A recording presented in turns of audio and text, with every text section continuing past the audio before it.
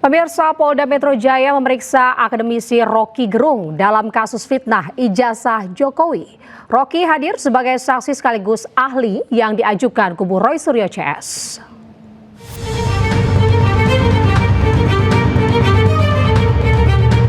Kasus fitnah ijazah Joko Widodo di Polda Metro Jaya terus bergulir.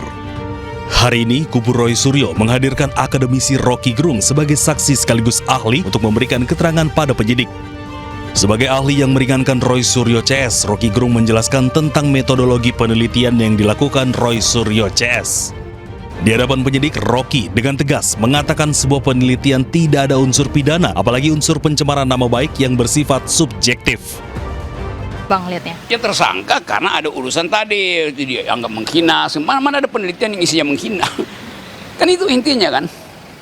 Menghina atau mencemarkan nama baik itu adalah reaksi publik atau terutama reaksi kalangan Pak Jokowi terhadap Dr. Tifa kan. Begitu. Coba tanya misalnya, lawyernya baca nggak buku itu tuh? Mengerti nggak apa itu hermeneutic of suspicion? Mengerti nggak apa itu cognitive science? Mengerti nggak apa itu neurofilosofi? Kan mereka nggak paham. Jadi mereka ambil bagian yang sensasional untuk menjebak Tifa di dalam soal yang disebut ada unsur pidananya. Meneliti itu nggak ada unsur pidananya itu. Berarti nggak ada pencemaran nama baik, ujaran kebencian berdasarkan SARA ya? Ya apa dasar mencemarkan nama baik, mau namanya aja bukan namanya nggak diketahui. Relasi personal itu yang memungkinkan terjadi pencemaran nama baik. Kalau saya dendam pada orang, saya cemarkan nama baiknya. Jika tak ada unsur pidana, maka Rocky menilai bahwa penetapan Roy Suryo, Responsi Anipar, dan Dr. Tifa sebagai tersangka tidak tepat. Polemik soal ijazah Joko Widodo seharusnya bisa diselesaikan secara rasional, ilmiah, tanpa ranah pidana. Dari Jakarta, Tim Liputan iNews melaporkan. Kalau kita lihat dengan kapasitas dari saudara Rocky Gerung ini, pertanyaan saya, beliau ini sebagai saksi ahli di bidang apa? Dan kompetensinya apakah ada? Kan seorang saksi ahli itu harus mempunyai suatu kompetensi yang dibuktikan dengan sertifikat, ya, ataupun dengan katakanlah ijazahnya, ya, bukan sesuatu yang katakanlah hanya masalah ketenaran, gitu loh. Jadi harus ada tahu juga kompetensinya sebagai saksi ahli di bidang apa untuk itu. Ya, bidang sosiologi kah? Ya, bidang hukum kah? Kalau kita bicara metodologi silakan saja. Apakah itu substansif? Saya rasa enggak juga. Kalau dia kan mungkin memperkuat dari metodologi yang dia sampaikan mengenai penelitian mereka yang telah menjadikan sebuah buku. Kalau kita lihat saja dalam artinya begini, sumber primer hasil penelitian mereka itu dari fotokopi yang saya katakan itu ada palsu, bukan sesuatu yang primer atau asli yang dari Pak Jokowi yang sekarang sudah disita di Polda Metro Jaya. Jadi untuk bicara metodologi yang dia gunakan ya silakan saja untuk itu. Nanti kan penjabarannya nanti adalah di persidangan dan kita juga mempunyai saksi-saksi ahli yang nanti akan juga kemungkinan akan memperberat dari upaya mereka itu begitu. Roy Suryo CS merespon laporan yang dilakukan Egy Sujana dan Damai Harilubis dengan ilustrasi tuyul dan jin ifrit.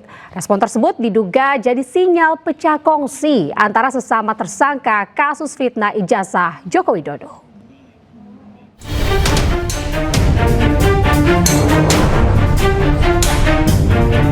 Drama kasus ijazah palsu Joko Widodo memasuki episode baru.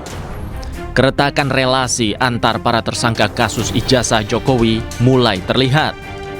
Kali ini, tersangka yang menempuh restoratif justice Egy Sujana dan Damai Harilubis melaporkan Roy Suryo dan kuasa hukumnya Ahmad Hozinudin atas dugaan fitnah dan pencemaran nama baik.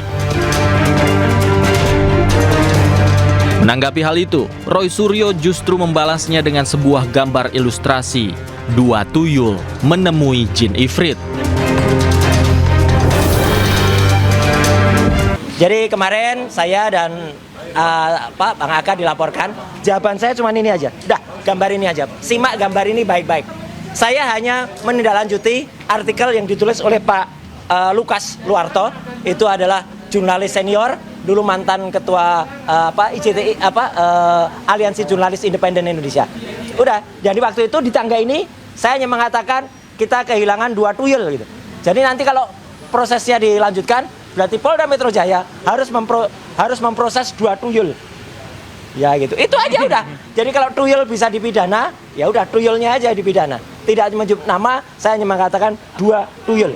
Jadi tulisan dari Mas Lukas Suwarto waktu itu adalah 2 tuyul menemui jin ifrit. Apa artinya? Tanyakan pada yang nulis. Ya, dah itu aja. Entah siapa yang dimaksud tuyul dan jin ifrit oleh Roy Suryo melalui gambar ilustrasi tersebut. Namun, sebelumnya Roy Suryo juga hendak menggugat penghentian penyidikan atau SP3 terhadap Egy Sujana dan Damai Harilubis. Kubu Roy menilai restoratif justice dan SP3 Egy Damai cacat prosedur. Saling lapor dan gugat antar sesama tersangka kasus ijazah Jokowi ini bisa jadi sinyal pecah kongsi.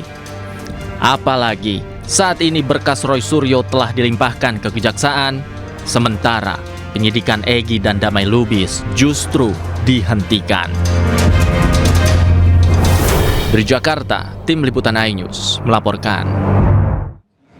Pemirsa, Thomas Juandono resmi ditunjuk menjadi Deputi Gubernur Indonesia. Thomas dinyatakan lolos dalam uji kelayakan dan juga kepatutan atau fit and proper test untuk menjabat Deputi Gubernur Bank Indonesia. Dalam rapat paripurna yang digelar hari ini, Thomas Juandono resmi ditunjuk menjadi Deputi Gubernur Indonesia.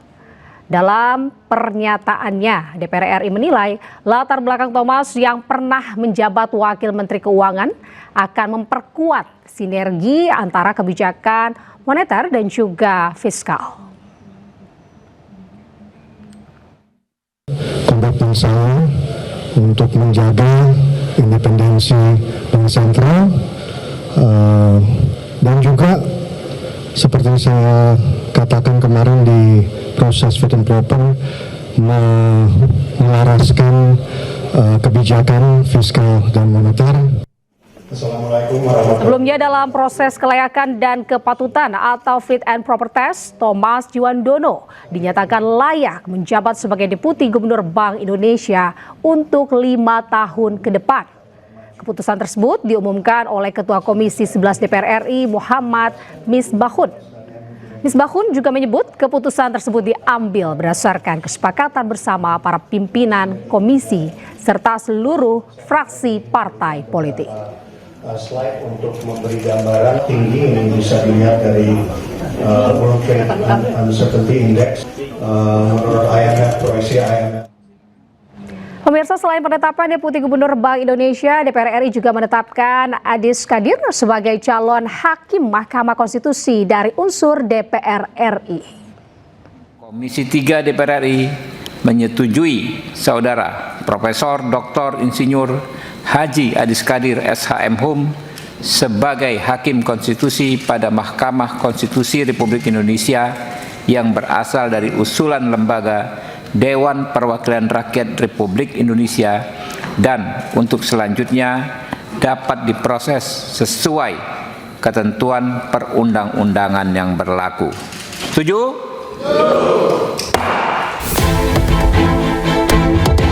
Dalam rapat paripurna yang digelar hari ini di Gedung DPR RI, Adis Kadir resmi menjadi calon hakim Mahkamah Konstitusi. Adis menggantikan Hakim MK Arief Hidayat yang akan pensiun pada 3 Februari 2026.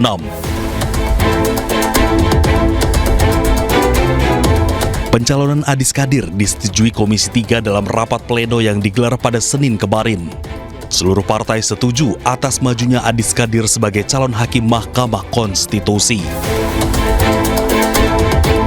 Adis pun akan mundur dari keanggotaan Partai Golkar dan dari jabatannya sebagai Wakil Ketua DPR RI periode 2024-2029. Terima kasih atas kepercayaannya. Saya akan menjaga kepercayaan dari teman-teman dengan baik, menjaga konstitusi di negara kita agar bisa berjalan sesuai dengan porsinya. Dalam rapat, Ketua Komisi 3 DPR RI Habibur Rahman pastikan tidak memiliki konflik kepentingan atas pengangkatan Adis Kadir. Dari Jakarta, tim Liputan iNews melaporkan.